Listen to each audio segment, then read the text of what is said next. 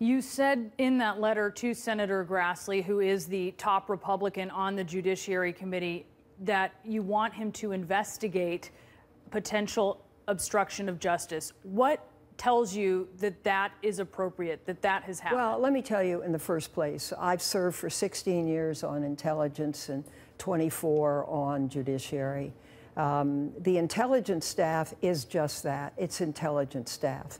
Most are not lawyers, and they are restricted to the world of intelligence.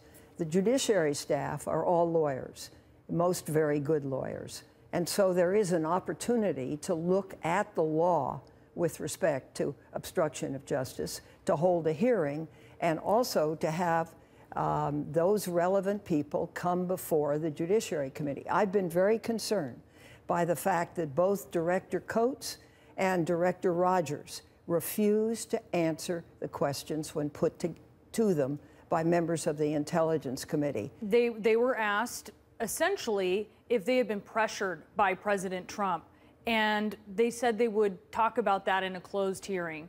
Have they spoken in a closed hearing to senators? Well, no, they were not in a closed hearing. The closed hearing that afternoon was just with the former director of the FBI.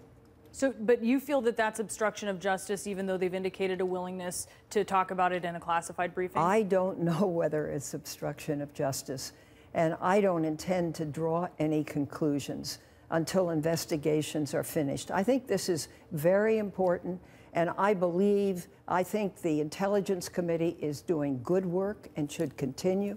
I think Senator Burr and Senator Warner did a good job in the chairs at the hearing, but I also know that there's another part of this, and that part should not be given short shrift, and it has to do with the Department of Justice.